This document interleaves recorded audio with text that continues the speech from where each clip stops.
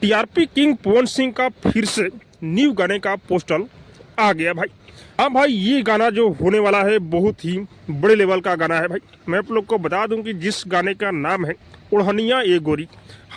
हाँ भाई, अभी अभी ये पोस्टर आया है, बहुत सारे लोग वेट कर रहे थे क्योंकि कल से ही हल्ला हो गया है मार्केट में कि पवन सिंह का डीआरएस म्यूजिक पर गाना आने वाला है। फाइनली पोस्टर आ चुका है। मैं आप लोग को बता दूं कि इस गाने को अपने पवन सिंह और शिल्पी राज मिलकर गाए हैं।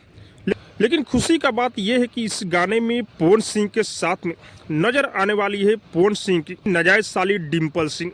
हाँ भाई, पवन सिंह और डिम्पल सिंह इस गाने में नजर आने वाली है। और मैं आप लोग को बता दूं कि इस गाने को आशुतोष तिवारी लिखे हुए हैं और म्यूजिक प्रियांशु सिंह का है भाई।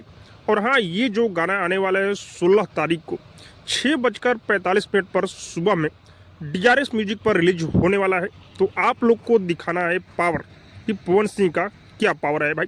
बहुत ही ज़बरदस्त तरीके से पोस्टर को बनाया गया है, आप लोग देख सकते हैं।